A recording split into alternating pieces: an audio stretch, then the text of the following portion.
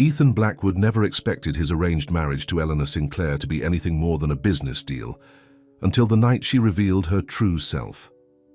As secrets unravel and power struggles rise, will their unexpected connection turn into real love, or will their pasts tear them apart? Before we get into the story, comment below where in the world you are watching from today. The Blackwood building towered over downtown, its glass windows reflecting the morning sun like a giant mirror.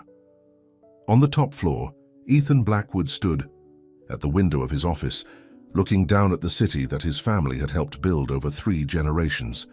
At 35, he was now the CEO of Blackwood Enterprises, one of the largest real estate development companies in the country.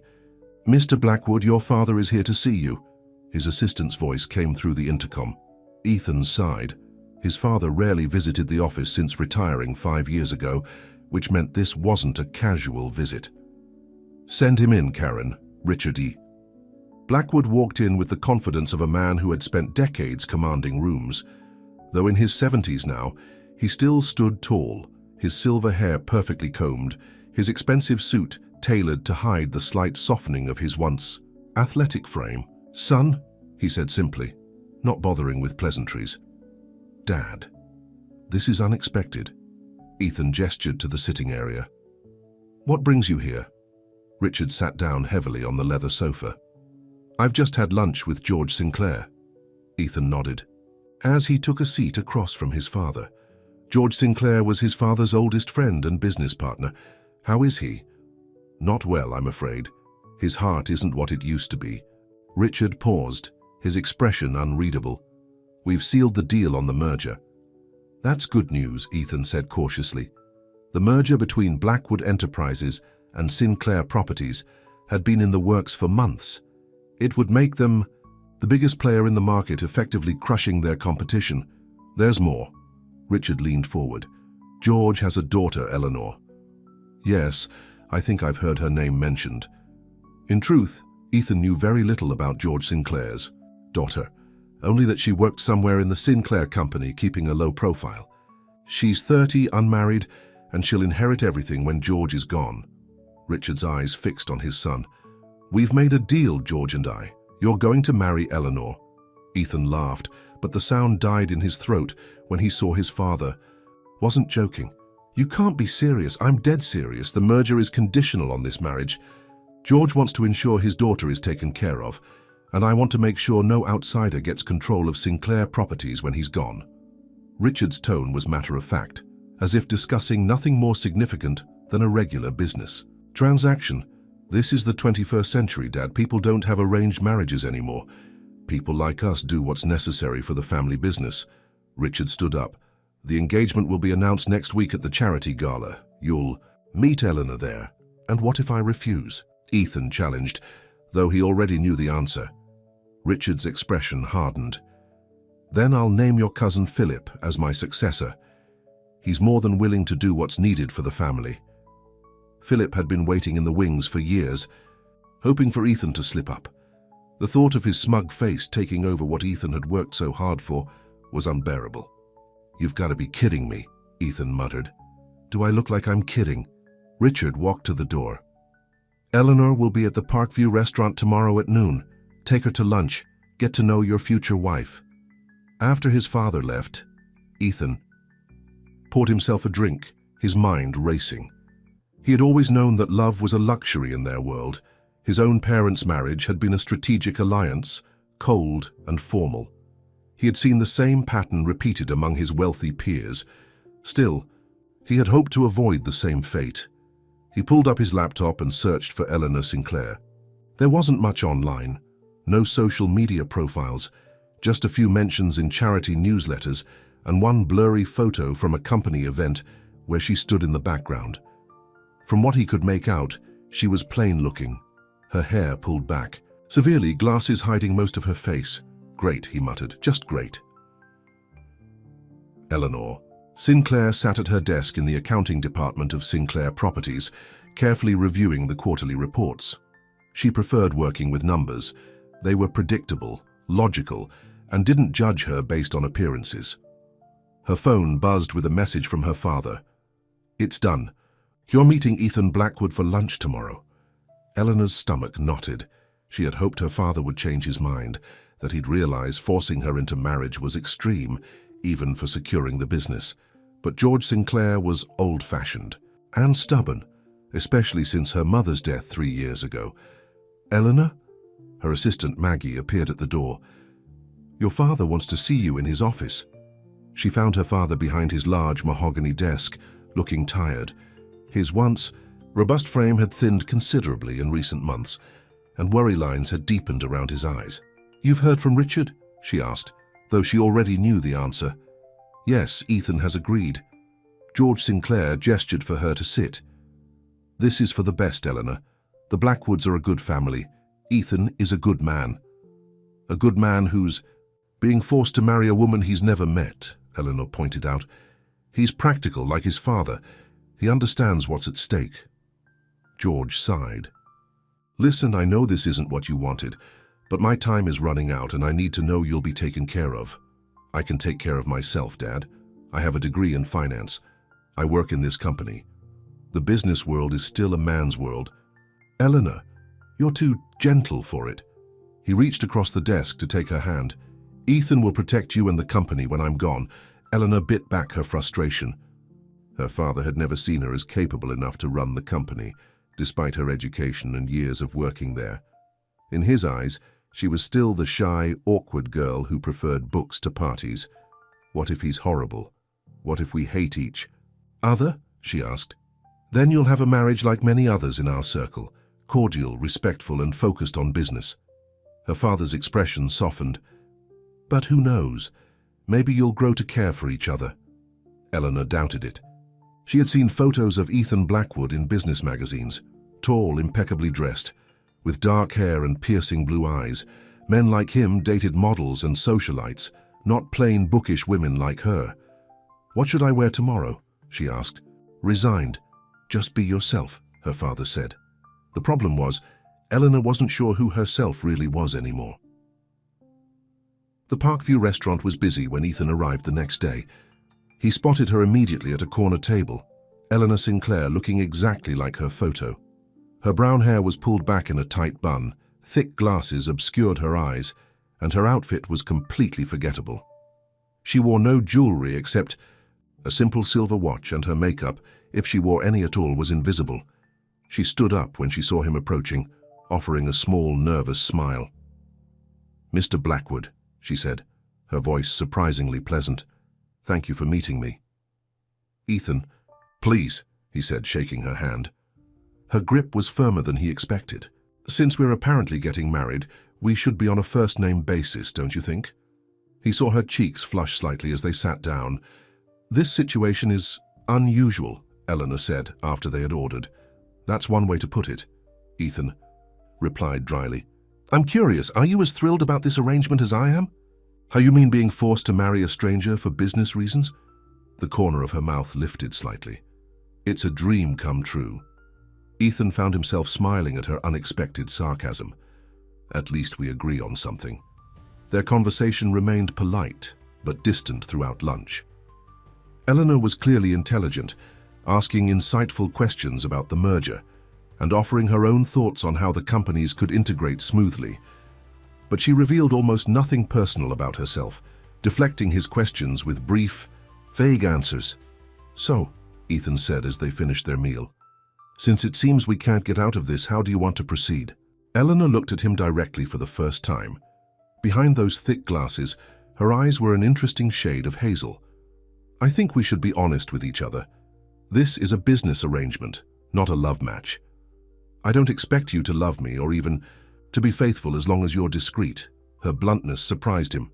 That's practical. I'm a practical person, Ethan. We both know why this marriage is happening. Let's not pretend otherwise.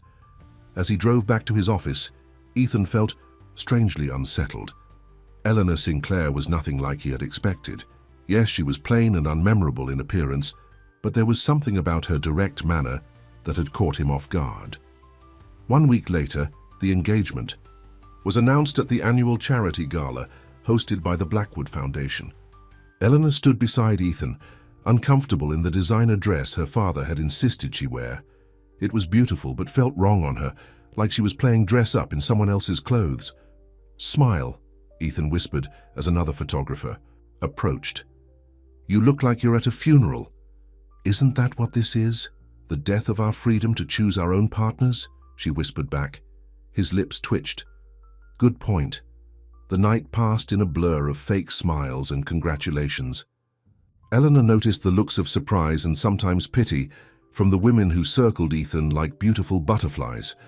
They clearly couldn't understand what someone like him saw in someone like her. By the time they escaped to the terrace for a moment of quiet, Eleanor's face hurt from smiling. "We should set a date," Ethan said, leaning against the railing. "The sooner we get this over with, the better." "How romantic," Eleanor replied. "But yes, I agree. My father's health isn't good.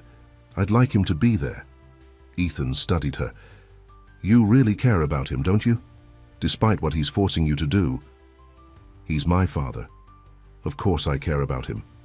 She looked out at the city. "Lights. He thinks he's doing what's best for me. My father doesn't bother with such pretenses. This is about power and money. Plain and simple." Ethan shook his head. 6 weeks from now? Small ceremony? Just family and close friends?" Eleanor nodded. "That sounds reasonable." As they returned to the party, Ethan found himself wondering what Eleanor would look like if she smiled, really smiled, not the polite curve of lips she had shown throughout the evening. The thought surprised him. What did it matter what she looked like when she smiled? This was business, nothing more. The wedding day arrived with surprising speed. Eleanor stood in the bridal suite of the Blackwood estate, staring at herself in the mirror. The white dress was elegant and simple, chosen by the wedding planner Ethan's family had hired. Her hair was still in its usual severe style, her glasses firmly in place. "Are you sure about this, Ellie?" asked Maggie, her assistant and only real friend who was serving as her maid of honor. "You're about to marry a man who barely knows you, who has no idea who you really are." Eleanor took a deep breath. "It's too late to back out now, and it's better this way. But what about your plan? To show him the real you after the wedding?" "I'm still going to do it," Eleanor said, touching the contact lenses and makeup kit hidden in her overnight bag. "Tonight, after the ceremony. When we're alone." She had a point to prove, not just to Ethan but to herself. If she was going to be trapped in a loveless marriage, she at least wanted to know if her husband could see beyond appearances. The ceremony passed in a fog. Eleanor was aware of her father looking frail but proud beside her, of Ethan's solid presence as they exchanged vows, of the small crowd of witnesses. But it all felt like a dream, or perhaps a nightmare, from which she couldn't wake up. "You may kiss the bride," the minister said. Ethan leaned down and pressed his lips briefly against hers, their first kiss perfunctory and cold. The guests applauded, unaware of the emptiness behind the gesture. Hours later, after the reception, they arrived at Ethan's penthouse, where they would spend the night before leaving for a honeymoon. Neither of them wanted, but appearances demanded. "Your room is through there," Ethan said, pointing to a door off the main living area. "I've had your things brought up." Eleanor nodded, clutching her overnight bag. "Thank you." An awkward silence fell between them. "Well, good night then," Ethan said finally, turning toward what she assumed was his own room. "Ethan," she called after him, "could we talk for a moment? There's something I need to show you." He turned back, eyebrows raised in question. "What is it?" "Give me 5 minutes, I'll meet you in the living room." Eleanor went into her room and closed the door, heart pounding. This was it, the moment of truth. She opened her bag and took out the small makeup kit and contact lens case. With shaking hands, she removed her glasses and put in the contacts. Then she unpinned her hair, letting it fall in soft waves around her shoulders. Finally, she wiped away the makeup she had carefully applied to dull her features and applied new makeup that enhanced rather than hid her natural beauty. When she was done, she barely recognized the woman in the mirror. Gone was the plain, forgettable Eleanor Sinclair. In her place stood a woman with striking hazel eyes, high cheekbones, full lips, and a graceful neck that the severe hairstyle had always hidden. Taking a deep breath, she opened the door and stepped back into the living room. Ethan was standing by the window, his back to her. Eleanor, what did you want to talk? He turned and froze, his eyes widening in shock. Hello, Ethan, she said softly. I thought it was time you met your real wife. Ethan stared at Eleanor, his mouth open in shock. The woman standing before him looked nothing like the one he had married just hours ago. This woman was stunning, with luminous hazel eyes, full lips, and shining hair that framed a face of remarkable beauty. Eleanor? He finally managed, taking a step toward her. Is that really you? She nodded, her chin lifting slightly. Yes, this is the real me. But why? Ethan gestured at her, confusion and something like anger crossing his face. Why would you hide like that? Why would you deliberately make yourself look less than you are? Because I wanted to know if you could see past appearances, Eleanor said, her voice steady despite her racing heart. I wanted to know if you could value me for my mind, for who I am inside, not just for how I look. Ethan ran a hand through, his hair struggling to process this revelation. So this was some kind of test. You've been deceiving me from the start. I prefer to think of it as protecting myself, Eleanor replied. In my experience, men like you only value women for their beauty. I needed to know if you were different. Men like me? Ethan's voice hardened. You don't know anything about me, don't I? The famous Ethan Blackwood, always photographed with a model or actress on his arm. Eleanor walked to the window, looking out at the city lights. I've read the society pages. I know your type. So, you decided to judge me before even giving me a chance. Ethan shook his head. That's pretty hypocritical for someone concerned about being judged by appearances.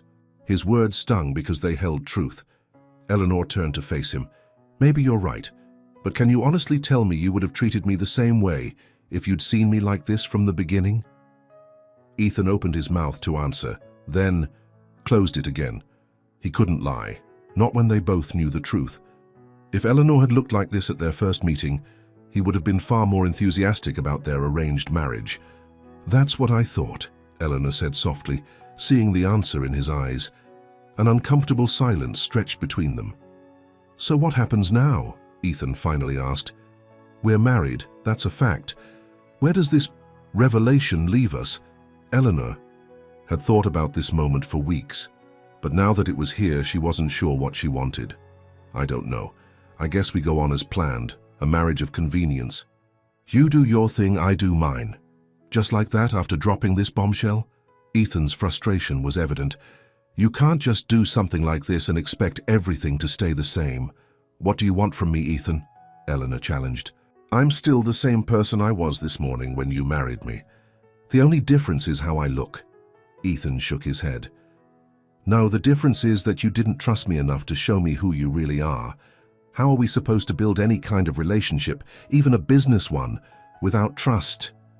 His words hit home. Eleanor hadn't considered that her deception might damage the foundation of their arrangement. I'm going to bed, Ethan said when she didn't respond. We can talk more in the morning. We still have a honeymoon to get through, whether we like it or not. After he left, Eleanor sank onto the sofa, the reality of her situation crashing down on her. She was married to a man who now had even more reasons to resent their arrangement. What had she been thinking?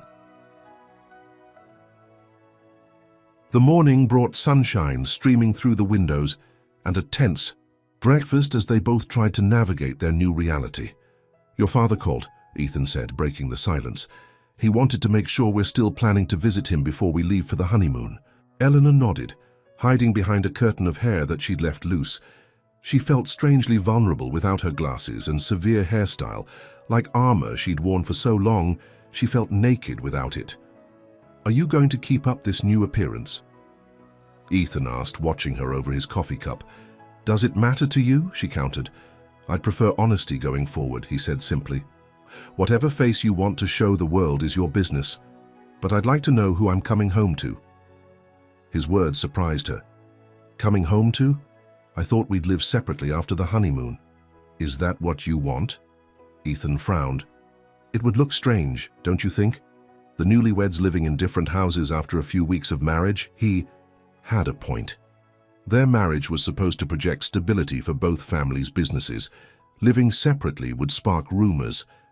I guess not, Eleanor conceded, but I need my own space. This penthouse has 4 bedrooms, a home office, and a library, Ethan said dryly. I think we can manage to give each other space. For the first time, a small smile tugged at Eleanor's lips. A library. Yes, through those doors. He nodded toward a set of double doors. Feel free to use it whenever you want. Curious, Eleanor walked over and opened the doors. Inside was a beautiful room lined with bookshelves from floor to ceiling, comfortable reading chairs by the windows, and a large desk in one corner. It was perfect. Thank you, she said softly, turning back to him. I love to read. I know, Ethan replied. Your father mentioned it when we were discussing the arrangements. I had the shelves restocked last week with titles I thought you might enjoy. Eleanor was touched by this unexpected thoughtfulness. Perhaps there was more to Ethan Blackwood than she had assumed. George Sinclair's eyes widened when Eleanor entered his hospital room, Ethan at her side. Eleanor? My God, you look just like your mother. She went to his bedside. Anne took his hand. Hi, Dad. You've finally decided to stop hiding, he said, his eyes misty. I've been waiting years for you to let the world see how beautiful you are. Eleanor felt a pang of guilt. Her father had never understood why she chose to downplay her appearance after her mother died. He didn't know about the unwanted attention, the men who had only seen her face and not her mind, the college professor who had made her life hell when she rejected his advances. You knew? Ethan asked, looking between father and daughter. Of course I knew, George said with a weak laugh. She's my daughter. A father always sees the truth. He squeezed Eleanor's hand. Your mother would be proud of you, sweetheart, for everything you've accomplished, not just for how you look. Tears pricked Eleanor's eyes. I miss her. So do I. Every day. George's expression grew serious as he turned to Ethan. Take care of my girl. She's stronger than she looks, but she needs someone to watch her back in this world. I will, sir, Ethan said, and Eleanor was surprised by the sincerity in his voice. Their honeymoon in the Maldives was a strange mix of awkwardness and unexpected moments of connection. They had separate rooms in their overwater bungalow, but they ate meals together and sometimes sat in comfortable silence on the deck watching the sunset. On their 3rd evening, as they walked along the beach after dinner, Ethan asked the question that had been on his mind since the wedding night. Why did you start hiding your appearance in the first place? Eleanor was quiet for so long that he thought she wasn't going to answer. My mother was beautiful, she finally said. Really beautiful. The kind of beauty that stops traffic. She was also brilliant. She had a PhD in economics and helped my father build his company from nothing. Eleanor kicked at the sand. But no one ever talked about her brain. It was always about how she looked. When she died, I was 27 and starting to get the same kind of attention. Men would ask me out, but they never listened when I talked. Business associates would dismiss my ideas until a man repeated them. She looked up at Ethan. So I decided to disappear. I changed how I looked, and suddenly people started hearing me. My ideas mattered more than my face. Ethan was silent, absorbing her words. I'm sorry that happened to you, he said finally, but you shouldn't have to hide who you are. Maybe not, Eleanor agreed, but it was easier than constantly fighting, to be seen as more than just a pretty face.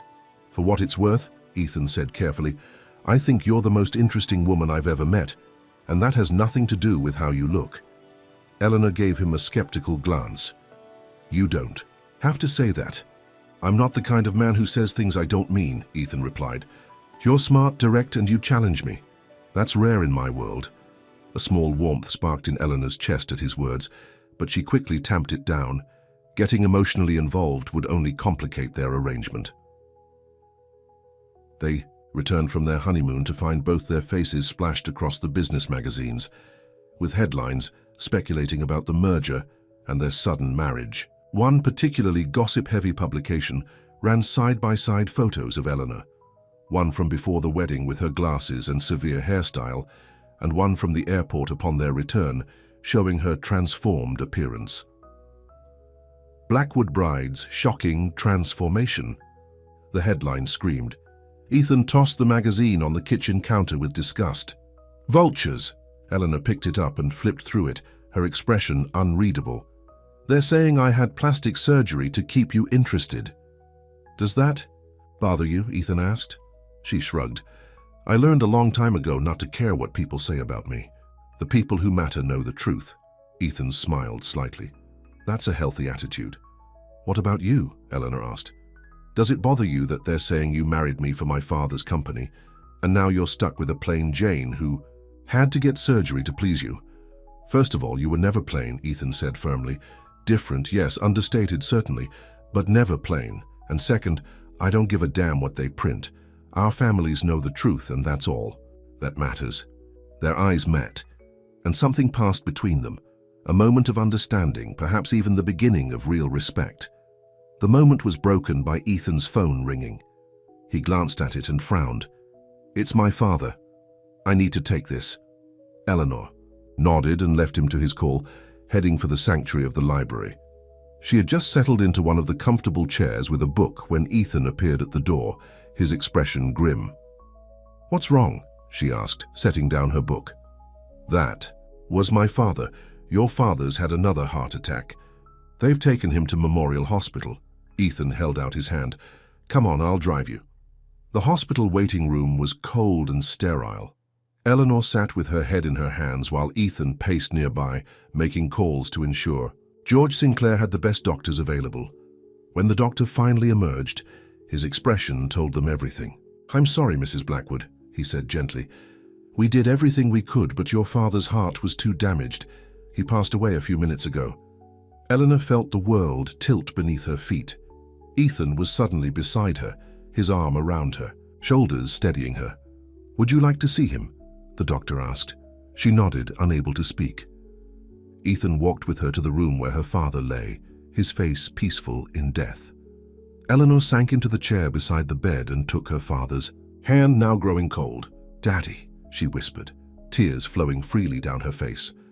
I'm so sorry. Ethan stood quietly by the door, giving her space to grieve. When she finally stood, her legs shaky, he was there to support her. I've got you, he said softly, his arm around her waist. Let's get you home. At the penthouse, Eleanor moved like a sleepwalker. Ethan guided her to the sofa and brought her a glass of water, then sat beside her, unsure what else to do. He had never been good at comforting people. He was all I had left, Eleanor said, her voice hollow. My mother, now him, I'm alone. You're not alone, Ethan said, surprising himself with his words. You have me now. Eleanor looked at him, her eyes red from crying. Do I? We barely know each other, Ethan. Our marriage is a business arrangement, remember? That doesn't mean I can't be here for you. He hesitated, then reached out to take her hand. Let me help you through this. Something in his voice, a sincerity she hadn't heard before, made Eleanor nod slowly. Okay. The days that followed were a blur of funeral arrangements, legal meetings, and condolence calls. Ethan stayed by Eleanor's side through all of it, handling business matters when she couldn't, and keeping well-meaning but intrusive visitors at bay when she needed space. At the funeral, Eleanor wore her glasses and pulled her hair back, not out of deception this time, but as a shield against the prying eyes of those who had come more out of curiosity than genuine grief. Ethan noticed but said nothing, simply offering his arm as they walked to the front pew of the church.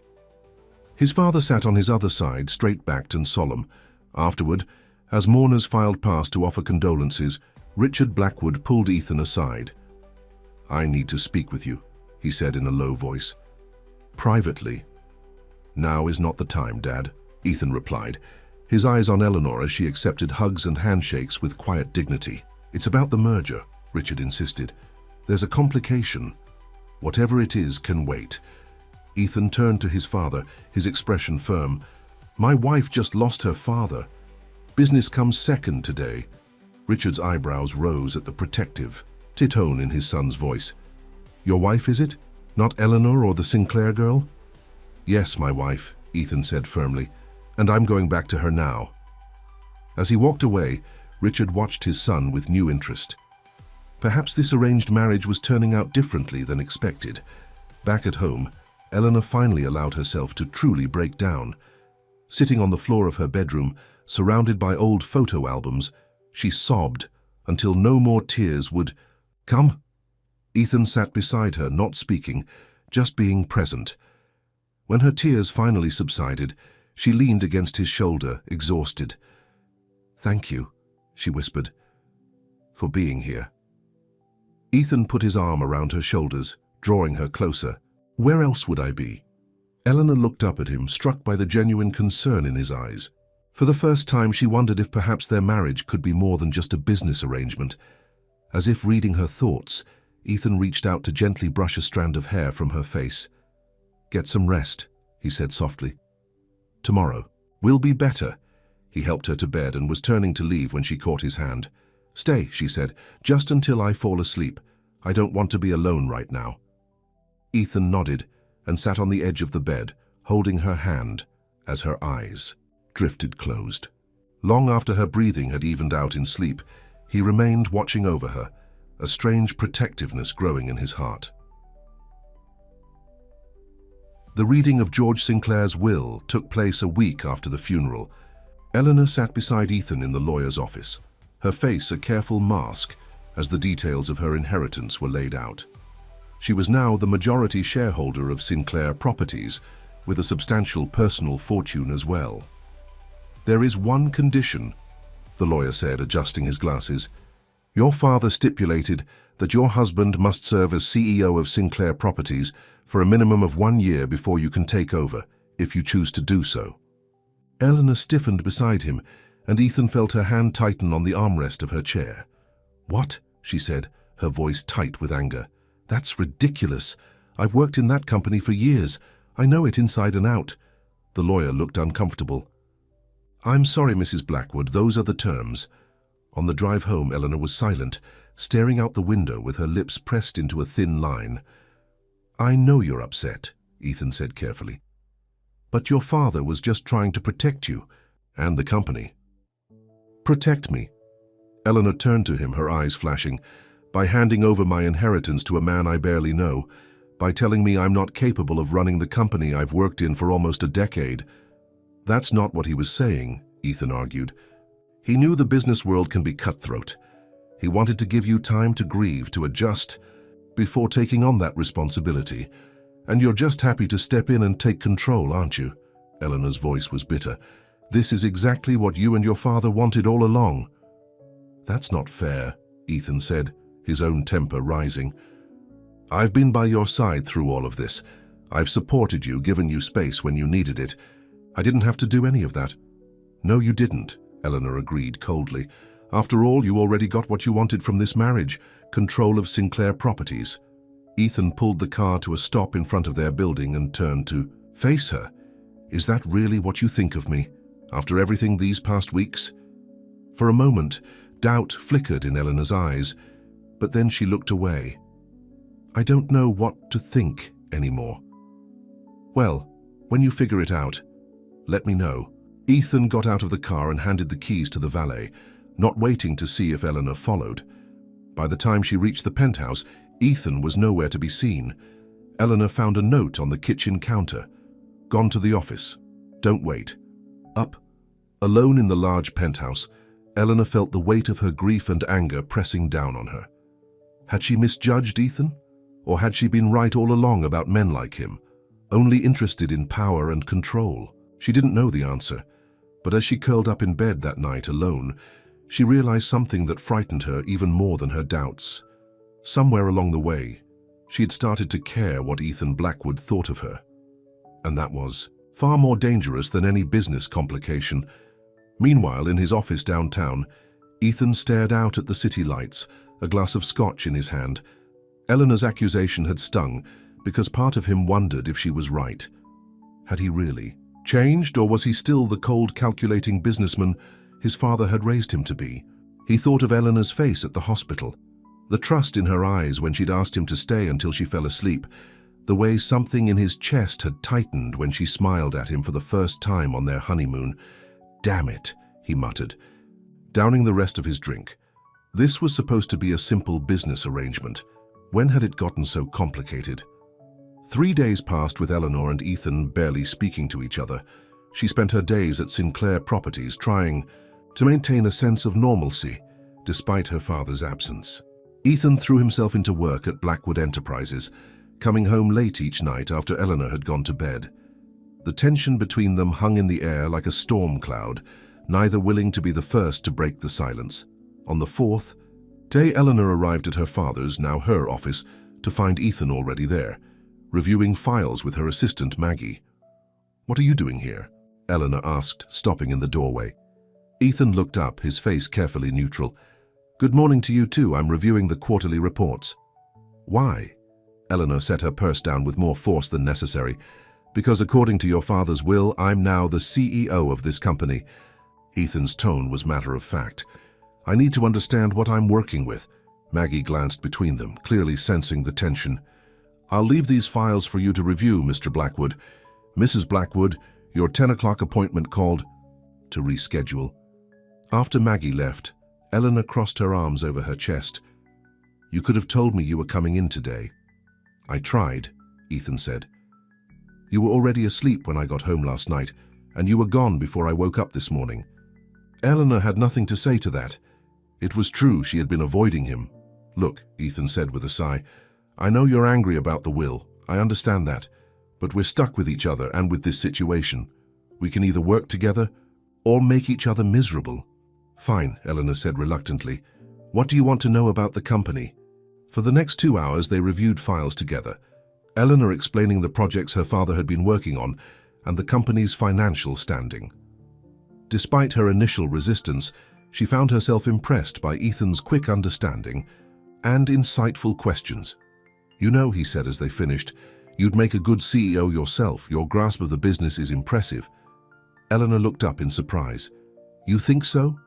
"I do. Your father should have had more faith in you." Ethan closed the file he'd been reviewing. "Maybe we can use this year to prepare you to take over if that's what you want." "Why would you do that?" Eleanor asked, suspicious of his sudden support. "Because it's the right thing to do." Ethan met her gaze steadily. "This is your family's company. You deserve the chance to run it if you want to." Something shifted in Eleanor's perception of him. Perhaps he wasn't the cold, calculating businessman she had thought. "Thank you," she said softly. "That means a lot to me." Ethan nodded, his expression softening slightly. "Have dinner with me tonight. We need to talk about how we're going to make this work. The companies, the merger, our arrangement." Eleanor hesitated, then nodded. "Okay. Dinner." That evening, they sat across from each other at a small Italian restaurant where the dim lighting and quiet atmosphere offered privacy from curious eyes. "I've been thinking," Ethan said after they ordered. "We got off to a bad start, but that doesn't mean we can't make this work." "Define work," Eleanor said, taking a sip of her wine. "A partnership," Ethan replied. "We're both intelligent adults with similar goals. We want our companies to succeed.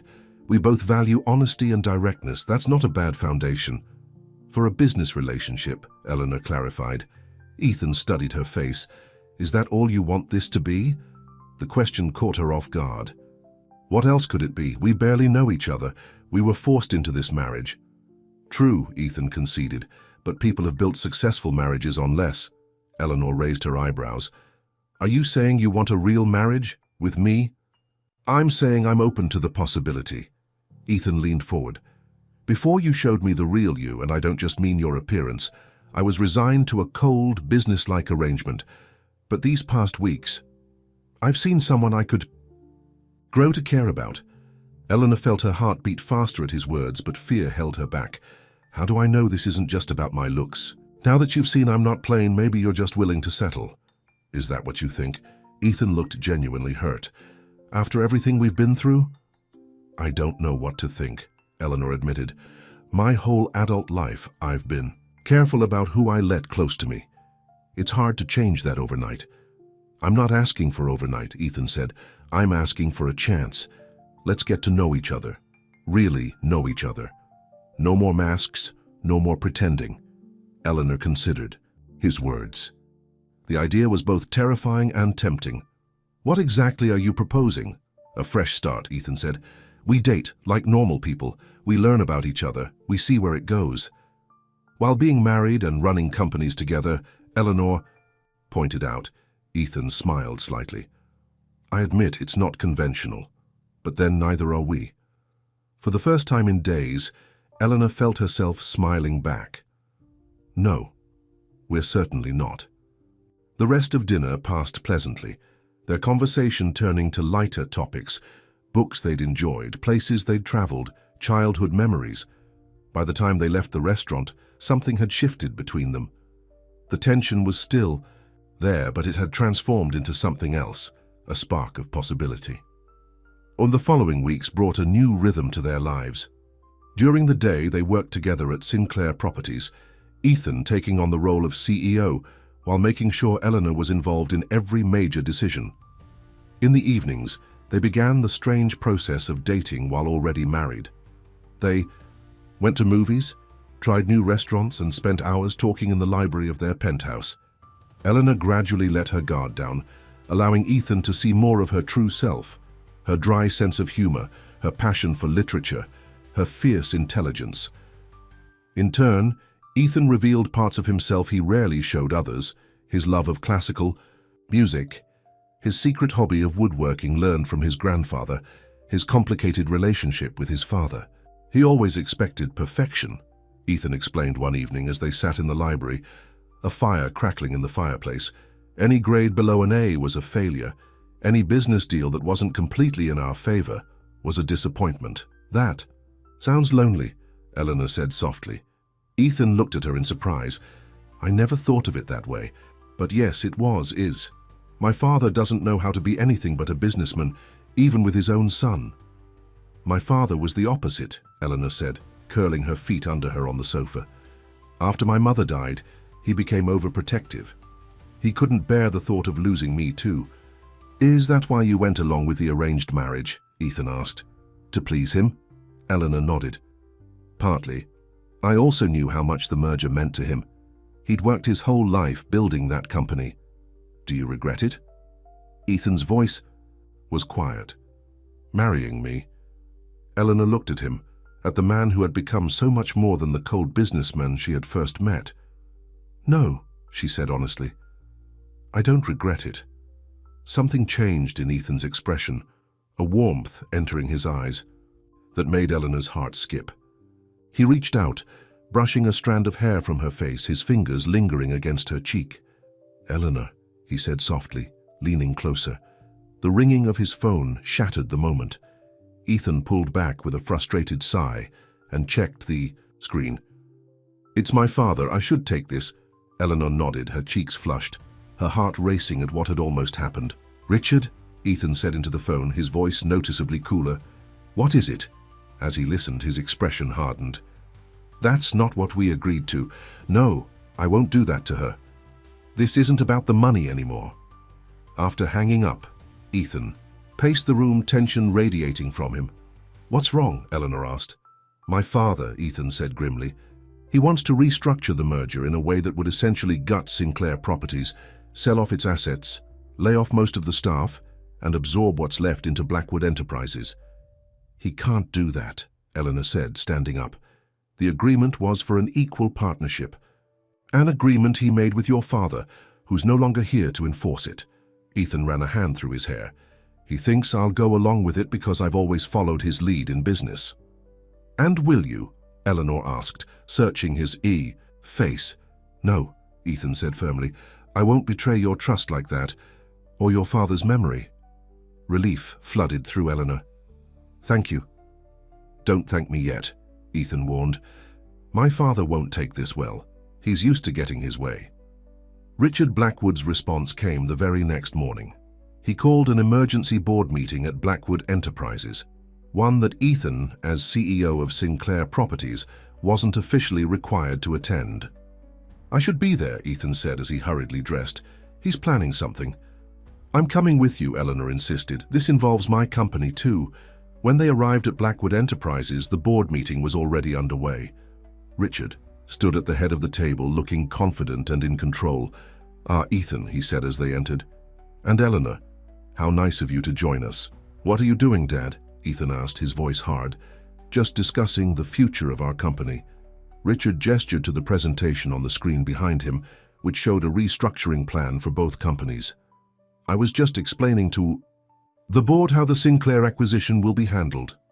Acquisition? Eleanor stepped forward. Sinclair Properties is not being acquired. The agreement was for a merger of equals. Richard's smile was condescending.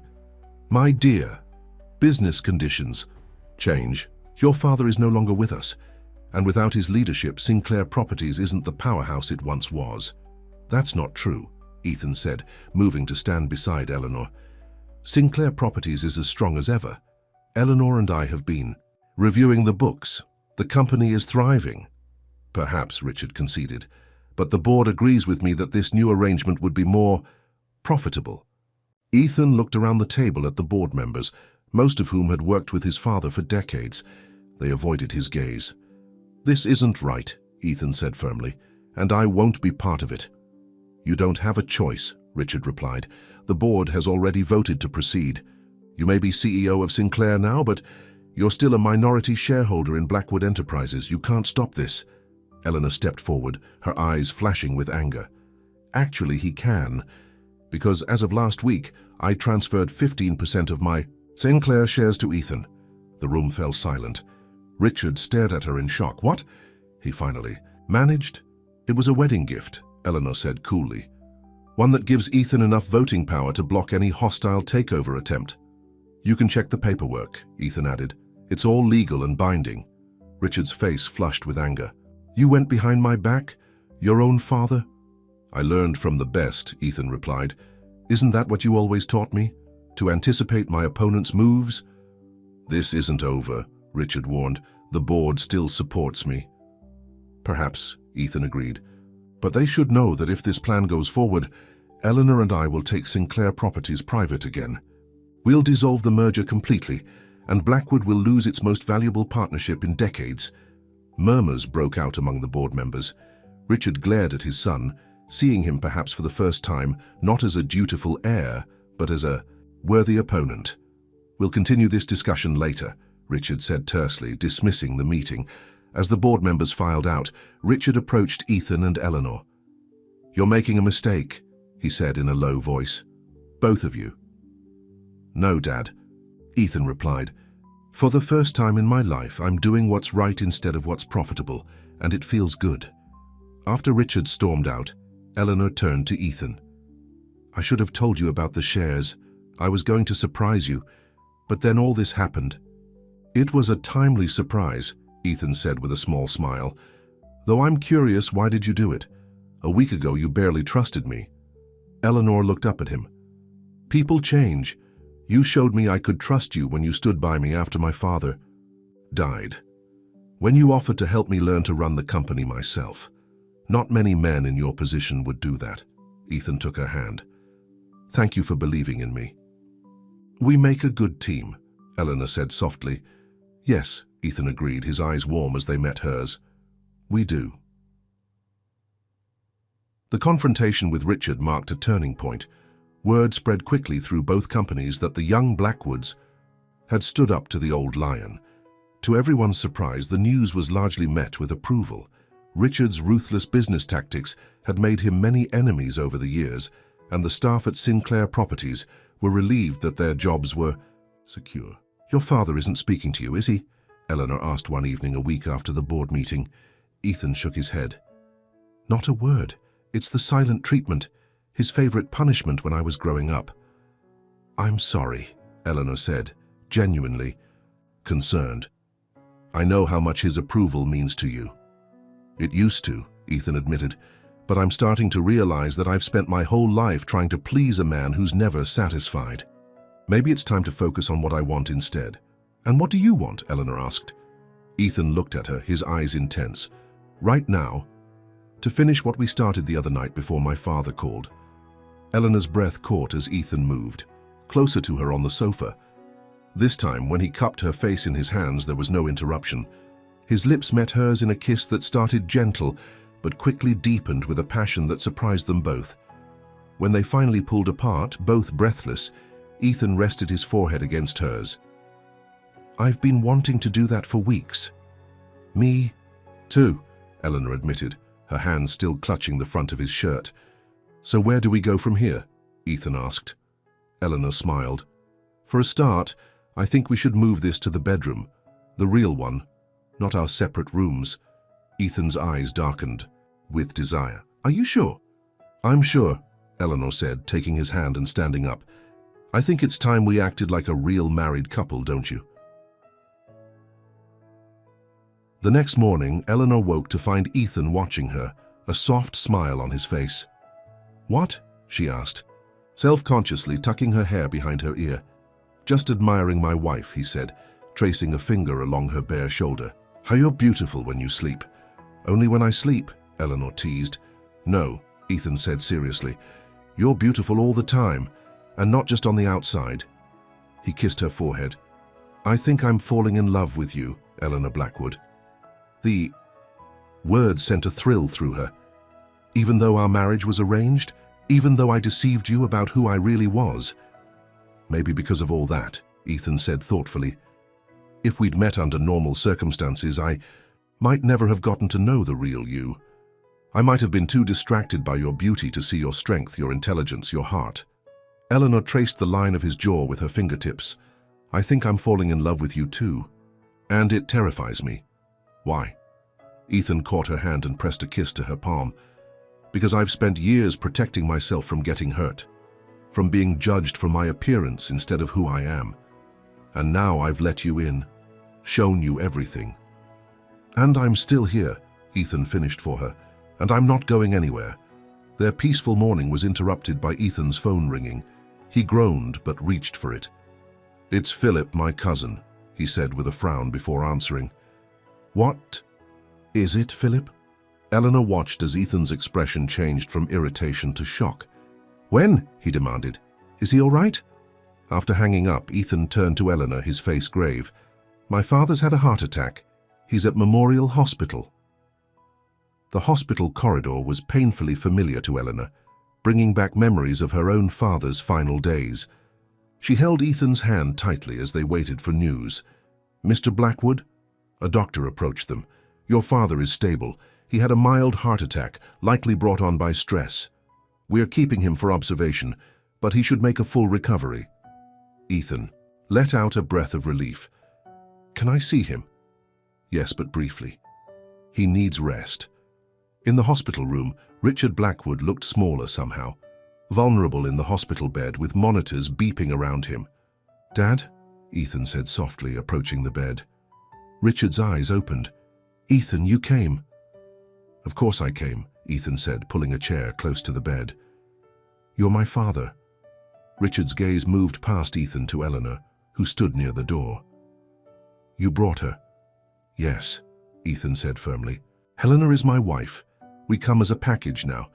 To their surprise, Richard gave a weak laugh. "You sound just like me when I was your age. Stubborn. Determined." "I learned from the best," Ethan said, echoing his words from their confrontation, but with a gentler tone. "This episode has given me time to think," Richard said, his voice strained. "Perhaps I've been too harsh, too focused on business at the expense of everything else." "Perhaps," Ethan agreed.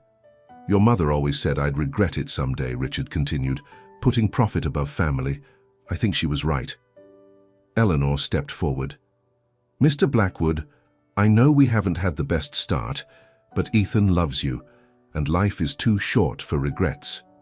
My father died before we could resolve all our differences, and I would give anything for one more day with him." Richard looked at her with new respect. "You're a wise young woman, Eleanor. George raised you well." "Thank you," she said softly. "The merger," Richard began, but Ethan cut him off. "We can talk business later, Dad. Right now you need to rest and recover." Richard seemed about to argue, but then nodded. "There will be time." As they left the hospital, Ethan put his arm around Eleanor's shoulders. "Thank you for what you said to him." "I meant it," Eleanor replied. "Life is too short for holding grudges, even against overbearing fathers-in-law who try to take over." "Your company?" Ethan asked with a small smile. "Even then," Eleanor confirmed, Besides, I have a feeling he's met his match in us. Richard's recovery took several weeks, during which a tentative truce developed between him and the young couple. While he wasn't ready to completely abandon his takeover plans, he became more willing to discuss compromise. Meanwhile, Eleanor and Ethan's relationship continued to deepen. They worked together during the day, building a shared vision for both companies that honored their respective family legacies. At night, they built a personal relationship based on mutual respect, genuine affection, and growing love. One evening, as they relaxed on the terrace of their penthouse, enjoying the spring air, Ethan brought up something that had been on his mind. "Do you ever regret it?" he asked.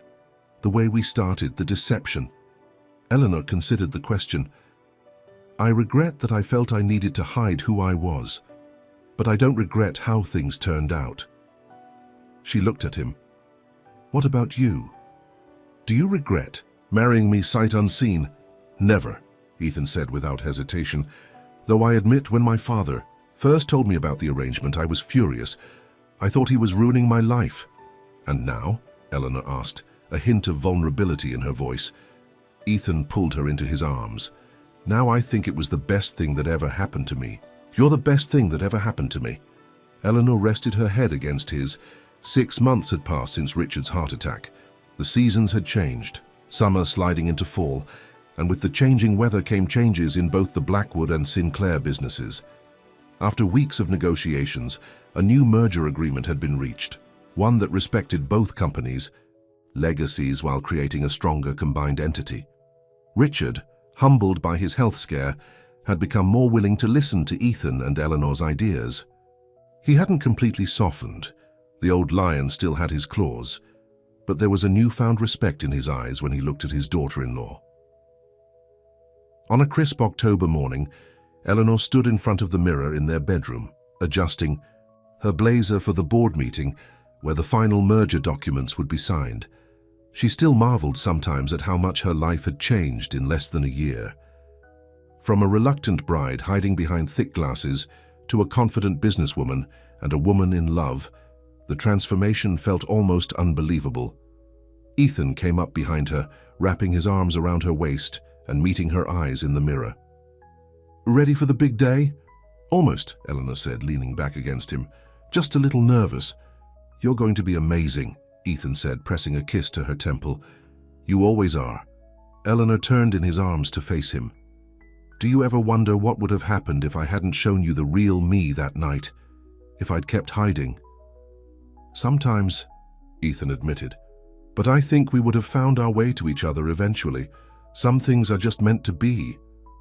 "That's surprisingly romantic coming from the hard-nosed businessman," Eleanor teased. "What can I say? You've changed me." Ethan smiled, the warm, genuine smile that still made her heart skip. "For the better, I hope." "Definitely for the better," Eleanor assured him, rising on tiptoes to kiss him. "We should go," Ethan said reluctantly when they broke apart. "My father will be waiting, and you know how he hates tardiness." "Some things never change," Eleanor said with a small laugh. The boardroom at Blackwood Enterprises was packed with board members from both companies, lawyers, and key executives. At the head of the table sat Richard Blackwood, looking healthier than he had in months, though his hair had grown noticeably whiter since his heart attack. As Ethan and Eleanor entered, the room quieted.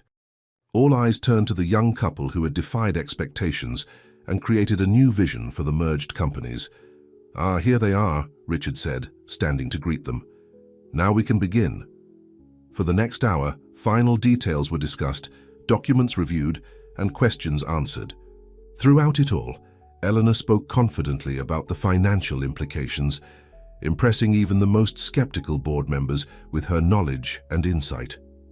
"She's quite remarkable," Richard commented quietly to Ethan during a brief break. "I can see why you fought so hard for her." "She's the best thing that ever happened to me," Ethan replied, watching Eleanor across the room as she spoke with 2 board members. "And to the company," Richard nodded thoughtfully. "Your mother would have liked her. She always said you needed someone who would challenge you, not just agree with everything you said." "Mom was right about a lot of things," Ethan said, surprised. By this rare mention of his mother, who had died when he was in college, Yes, she was, Richard agreed, a hint of old pain in his eyes. I should have listened to her more often. Before Ethan could respond to this unprecedented admission, the meeting was called back to order for the signing ceremony. One by one, the key players signed the merger documents. When it was Eleanor's turn, she felt a moment of sadness that her father wasn't there to witness this culmination of his life's work. As if reading her thoughts, Ethan squeezed her hand reassuringly before she picked up the pen. George would be proud, Richard said when she had finished signing. Both of the merger and of you. Thank you, Eleanor said, touched by the unexpected kindness. After all the signatures were collected and the lawyers had confirmed everything was in order, Richard stood to address the room. Today marks not just the joining of two great companies, but the beginning of a new chapter, he said, his voice strong despite his recent health problems. Under the leadership of my son and his wife, Blackwood Sinclair Enterprises will be stronger than either company could be alone. Ethan and Eleanor exchanged surprised glances. This was the first time Richard had suggested they would lead the combined company together. To that end, Richard continued, I am announcing my official retirement as CEO of Blackwood Enterprises, effective immediately. Ethan will assume the role of CEO of the merged company, with Eleanor as Chief Financial Officer and co-president.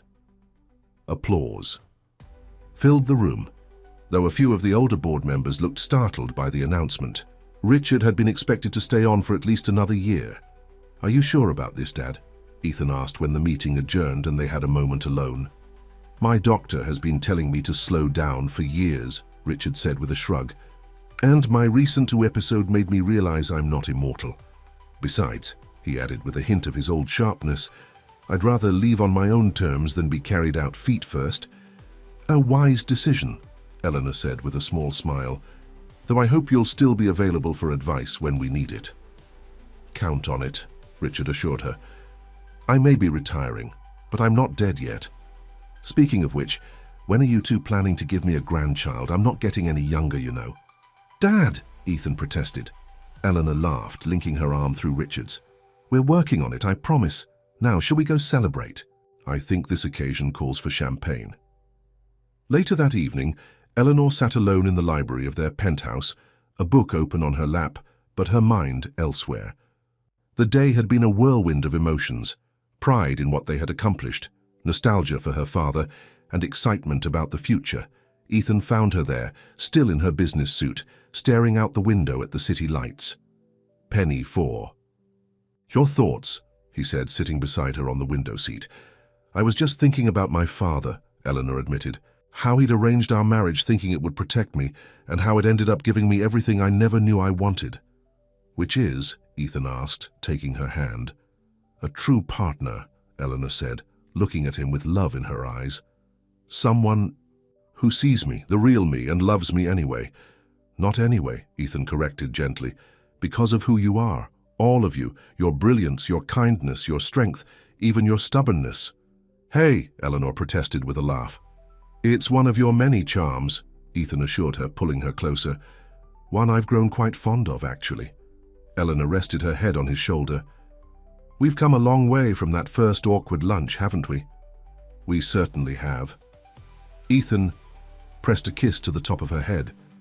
I have something for you, by the way. A celebration gift. Oh? Eleanor looked up with interest as Ethan reached into his pocket and pulled out a small velvet box. I know we're already married, he said, opening the box to reveal a stunning diamond ring, but I never got to give you a proper engagement ring. And considering how our marriage started, I thought maybe we could use a symbol of what it's become. Tears filled Eleanor's eyes as she looked at the beautiful ring. It's perfect.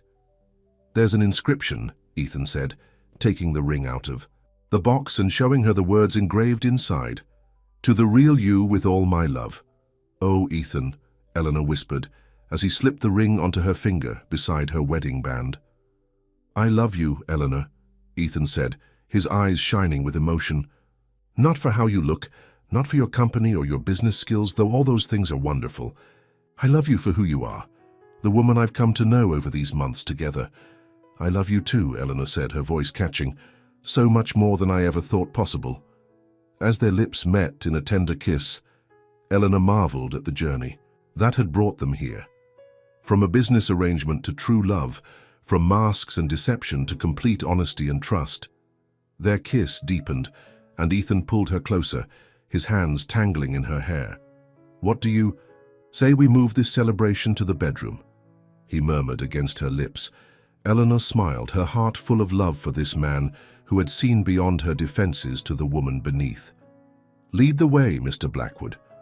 Later, as they lay together in the darkness, Eleanor's head resting on Ethan's chest, he traced lazy patterns on her bare shoulder. "You know," he said thoughtfully, "if someone had told me a year ago that I'd be happily married to a woman I'd never met, madly in love and running a merged company with her, I would have said they were crazy." "Life has a way of surprising you," Eleanor agreed, pressing a kiss to his chest.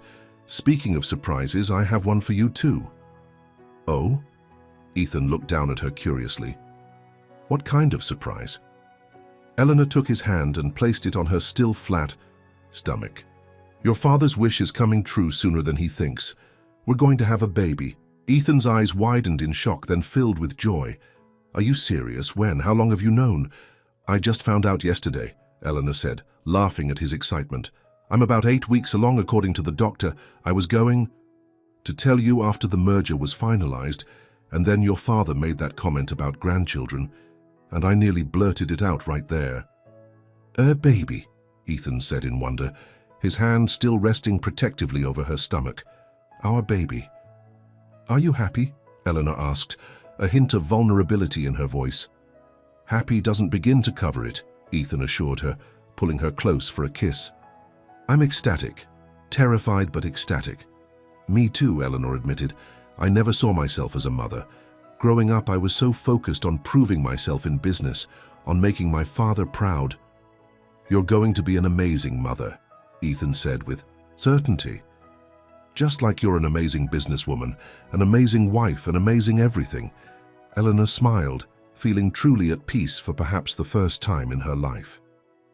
"You know, for an arranged marriage, this turned out pretty well."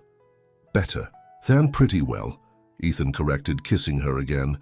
"It turned out perfect." 6 months later, Eleanor sat in her office at Blackwood Sinclair Enterprises, reviewing the quarterly reports. At 5 months pregnant, her condition was now obvious, her suit jacket unable to completely hide her growing bump. There was a knock at her door, and she looked up to see Ethan standing there with a bouquet of flowers. "What's this for?" she asked with a smile as he crossed the room to place the flowers on her desk and kiss her cheek.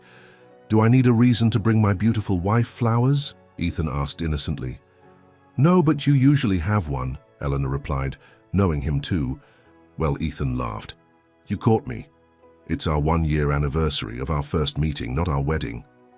"You remembered that?" Eleanor was touched. "Of course I did. It was the day my life changed forever, even if I didn't know it at the time." Ethan perched on the edge of her desk. "I was thinking we could recreate that first lunch. Same restaurant, same table." "That's sweet," Eleanor said, "but I hope you're not expecting me to wear the glasses and the severe bun." "God, no," Ethan said with feeling, making her laugh. "Though I have to admit there was something intriguing about you even then. I couldn't put my finger on it, but there was a spark, a sense that there was more to you than met the eye."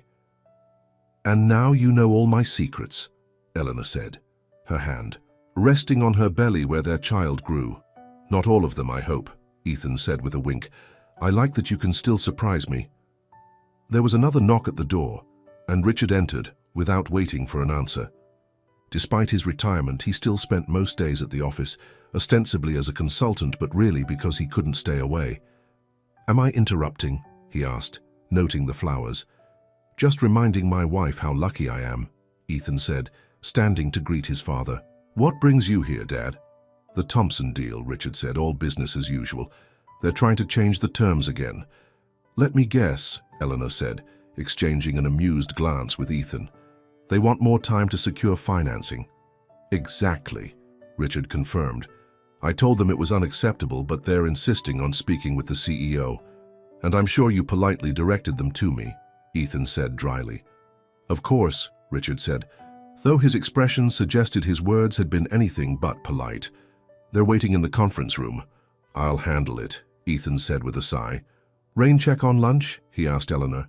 "Go," she said, with an understanding smile. "Save the deal, I'll be here." After Ethan left, Richard lingered, his eyes on the ultrasound photo prominently displayed on Eleanor's desk. "How's my grandchild doing?" he asked, his voice softening as it always did when discussing the baby. "Growing like a weed," Eleanor replied, patting her belly, "and kicking like a soccer player. The doctor says everything looks perfect." "Good, good," Richard said, clearly pleased. "You know, I've been thinking about spending more time at the lake house after the baby comes. It's peaceful there. Good place for a child to visit their grandfather." Eleanor smiled at this glimpse of the softer side of Richard Blackwood that had emerged since his heart attack. "I think that's a wonderful idea. The baby would love that." Richard nodded, seemingly satisfied. "You've been good for him, you know. For Ethan." "He's been good for me too," Eleanor said honestly. "And for the company," Richard added, because he couldn't help himself. "Profits are up 12% from last year," Eleanor laughed. "Some things never change, do they, Richard? At my age, my dear, it's better that way." With a nod that was almost affectionate, he left her office. Eleanor turned back to her work, but her mind kept drifting to the journey that had brought her here, from the plain, forgettable woman she had pretended to be to the confident executive. And soon-to-be mother she was now. The irony wasn't lost on her. By hiding her true self, she had found a man who loved her for exactly who she was. By entering a marriage of convenience, she had found real, lasting love. Her phone buzzed with a text from Ethan. "Thompson meeting over. They caved. Meet me for a late lunch, same place where it all began." Eleanor smiled and texted back, "I'll be there in 20 minutes, don't be late." As she gathered her things to leave, Eleanor caught her reflection in the window of her office. Gone was the severe hairstyle and the thick glasses. Gone too was the uncertainty and fear that had once driven her to hide. In their place was a woman who knew her own worth, who was loved not despite who she was, but because of it. Ethan was waiting when she arrived at the restaurant, standing as she approached the table, the same corner table where they had first met. "Mrs. Blackwood," he said with a warm smile, pulling out her chair. "Mr. Blackwood," she replied, returning his smile as she sat down. "You look beautiful today," Ethan said, his eyes filled with love as he took in the sight of her, pregnancy making her glow. "Even with the extra 20 pounds, Eleanor teased. "Especially with it," Ethan assured her, reaching across the table to take her hand. "I fall more in love with you every day, you know." "Is that so?" Eleanor asked, her heart still skipping at his words even after all this time. "It is," Ethan confirmed, "and I plan to spend the rest of my life showing you just how much." As they shared lunch in the restaurant where their story had begun, Eleanor reflected on how appearances could be deceiving.